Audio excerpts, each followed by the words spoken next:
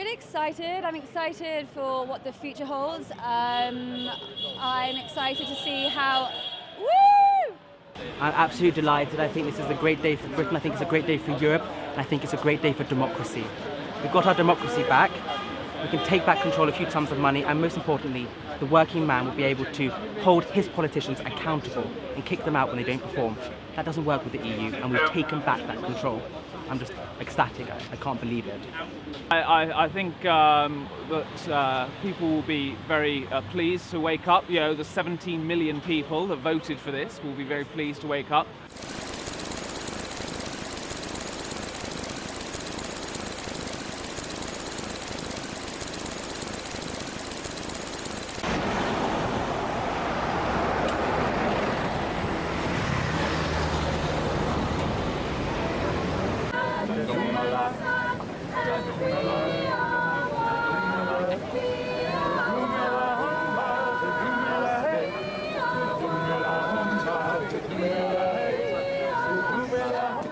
The people these days who are voting Leave are the kind of people who believe that Britain needs to go at it alone, that we're good enough, we're big enough, we're strong enough to do everything by ourselves.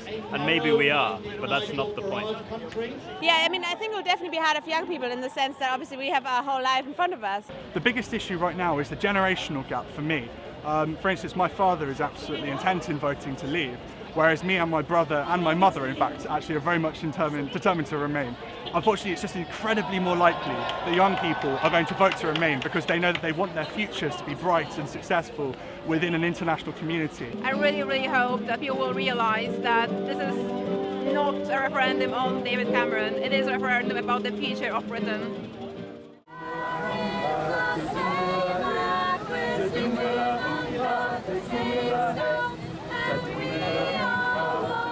There are people who are sincerely committed to leave, who sincerely believe, I believe they are wrong, that somehow we gain sovereignty. I mean, you can't use sovereignty. What do you do with sovereignty? Sovereignty is empty. Sovereignty is only any use if you pool it with other people and can actually influence the situation that you're in, which is, I mean, Winston Churchill understood that. Winston Churchill has been invoked a lot in this debate, but he was the first person to see that you had to have international cooperation.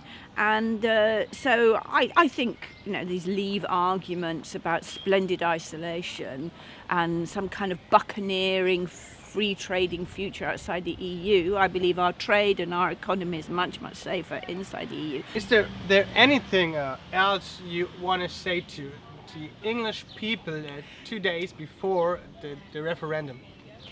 We are so much more able to project European values and European competence in the world if we're 500 million people working together. We can go for World Trade Organization rules. We can have a completely different relationship with the European Union. It will be a British model that we will have with the European Union.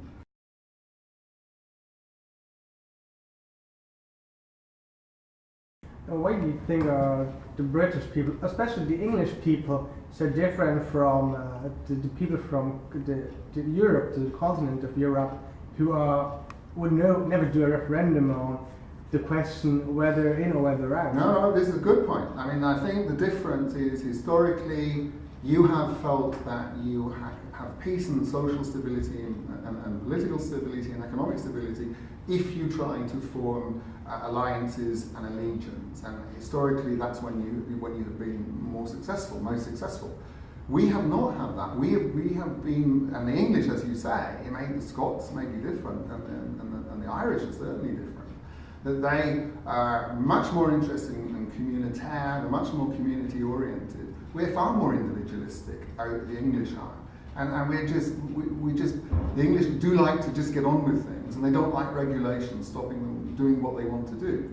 So that's the real issue. The real issue is between people who much prefer social union to people who much prefer free trade, and that's really is the issue for us. And a lot of people, even in England, who would very much like to be part of social Europe, the kind of people in the union, the trade unions, who think that workers' rights have been enhanced by being part of the European Union, and they're very supportive of this.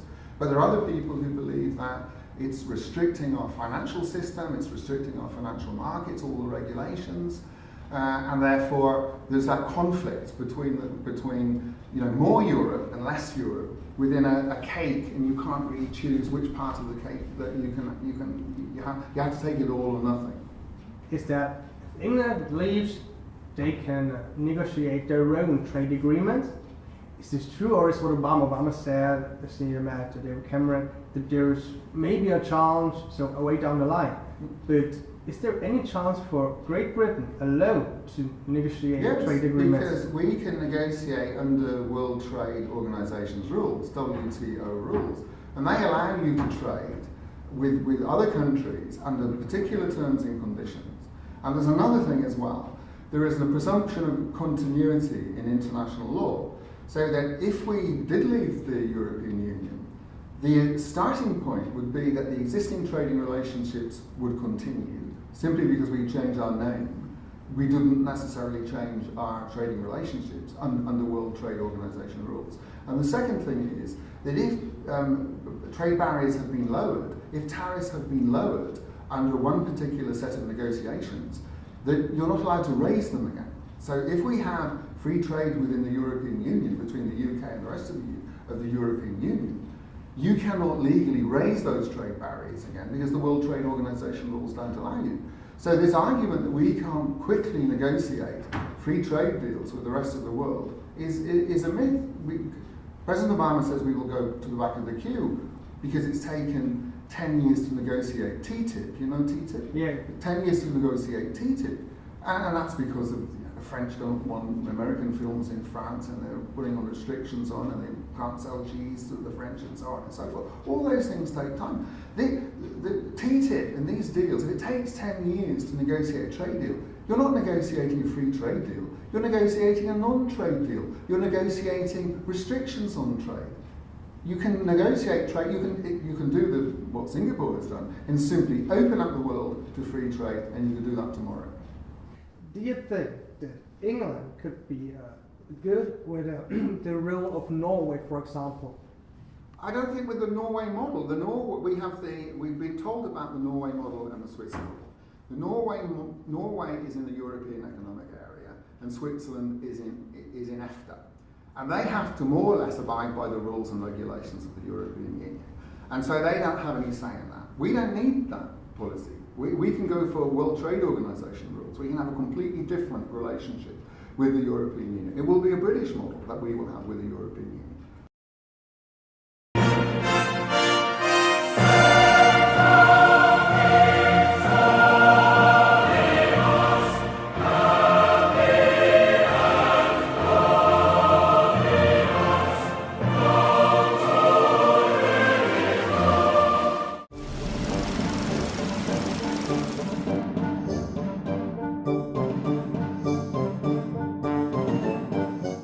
I voted to remain, basically for the very simple fact that I think leaving the EU is mad, it makes no sense. Out. I voted out for my kids' sake, and that's it basically, just only for my kids, because the government is just going to get worse, and my kids need to be out, otherwise we're going to lose everything. And I know Goldman Sachs and JP Morgan were backing the Remain campaign, and I think there's a gigantic financial scam going on, which is really badly affecting us, and that's why I voted leave. I'm part of a very European family. My mother is German, my sister-in-law is German. We've always visited Europe. I feel part of Europe, that's why I want to remain in Europe. I voted leave because my father, who's now dead, even was sceptical about the European project in the 70s and where it would end, and I'm very sceptical about where it will end. I'm not particularly happy about where it is now. We've ruled ourselves before the First World War, the Second World War.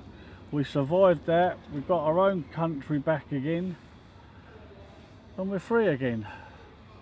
Nobody can tell us what to do, they can't dictate our laws to us, can't tell our farmers what to do and what not to do. So there's plenty for being out than in.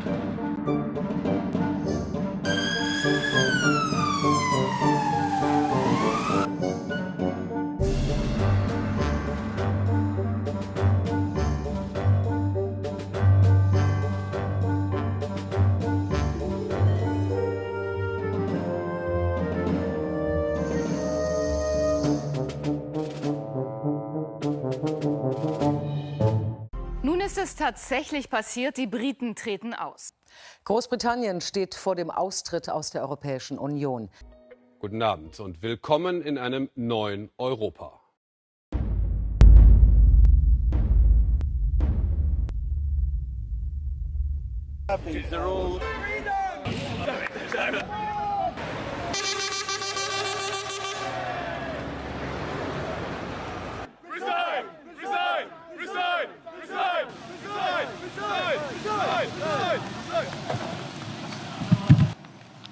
I will do everything I can as Prime Minister to steady the ship over the coming weeks and months.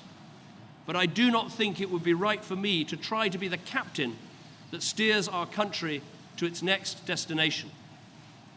This is not a decision I've taken lightly, but I do believe it's in the national interest to have a period of stability and then the new leadership required. There is no need for a precise timetable today, but in my view, we should aim to have a new Prime Minister in place by the start of the Conservative Party conference in October.